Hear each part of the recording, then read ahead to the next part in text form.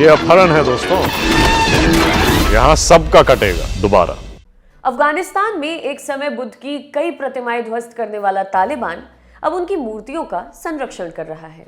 इसकी बड़ी वजह यह है कि तालिबान को इसमें कमाई का स्रोत नजर आ रहा है। दरअसल अफगानिस्तान की राजधानी काबुल से करीब 40 किलोमीटर दूर दक्षिण पूर्व में चट्टानों को काटकर कई दशक पहले महात्मा बुद्ध की प्रतिमाएं बनाई गई थीं। अब तालिबान के लड़ाके इन प्रतिमाओं की चौतरफा सुरक्षा कर रहे हैं। इन मूर्तियों के सैकड़ों मीटर नीचे विश्व का सबसे बड़ा तांबे का भंडार है। बताया जाता है कि तालिबान उस उम्मीद में बैठा है कि वे इस तांबे को बेचकर बड़ी रकम जुटाएगा और अपने देश को आर्थिक संकट से उबारेगा। न्यूज एजेंसी एपी की रिपोर्ट के मुताबिक अफगानिस्तान के तालिबानी शासक इस उम्मीद में बैठे हैं कि तांबे के इतने बड़े भंडार को चीन खरीदेगा। मालूम हो कि अफगानिस्तान पर हथियारों के दम पर कब्जा करने के चलते कई देशों ने तालिबान पर अंतर्राष्ट्रीय प्रतिबंध लगा रखा है। इस वजह से उनका व्यापार पूरी तरह से ठप पड़ा हुआ है। करीब 2 दशक पहले जब इस्लामिक कट्टरपंथी तालिबान सत्ता में आया था तो उसने बामियान इलाके में स्थित बुद्ध की कई प्रतिमाओं को विस्फोटक लगाकर ध्वस्त कर दिया था। तालिबान ने कहा था कि वे मूर्ति पूजा के विरोधी हैं और इसलिए इन मूर्तियों को खत्म किया जाना चाहिए।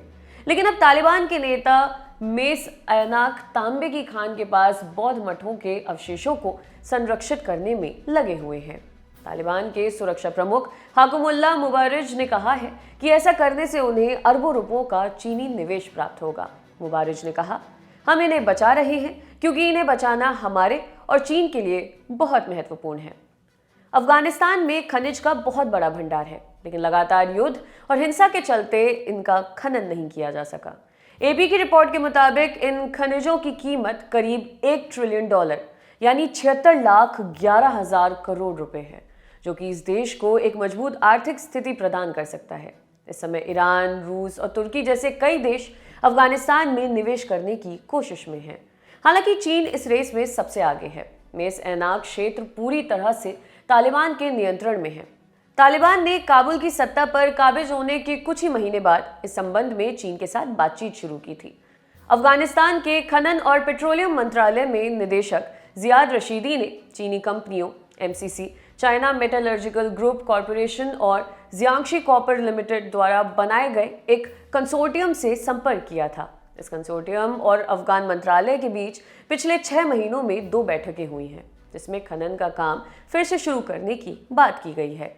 यदि चीन के साथ अफगान सरकार का करार हो जाता है तो वह क्षेत्र में प्रोजेक्ट लगाने वाला पहला देश बन जाएगा। तमाम अध्ययनों से पता चला है कि इस क्षेत्र में करीब 1.2 करोड़ टन खनिज पदार्थ हैं। साल 2008 में अफगानिस्तान की हामिद करज़ई सरकार ने चीनी कंपनी एमसीसी के साथ 30 साल का एक करार किया था, जिसको मेस ऐनाक से उच्च स्तर का तांबा निकालने का काम दिया गया था। हालांकि इस करार को पूरी तरह जमीन पर नहीं उतारा जा सका।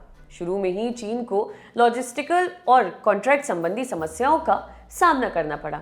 इसके बाद 2014 में सभी चीनी स्टाफ को उस जगह को छोड़ना पड़ा, क्योंकि तब वहां हिंसा शुरू हो गई थी। करीब 2000 साल पहले मेस ऐनाक में बौद्ध शहर बसाया गया था, लेकिन इस समय उसके सिर्फ कुछ अवशेष बचे हुए हैं, जो करोड़ों रुपयों के खनिज समेटे हुए हैं। 1960 के दशक में पहली बार फ्रेंच भूवैज्ञानिकों ने इन खनिजों का पता लगाया था। इस क्षेत्र को सिल्क रूट का एक महत्वपूर्ण स्टॉप माना जाता है, जो कई शताब्दी पहले व्यापार का एक महत्वपूर्ण रास्ता हुआ करता था।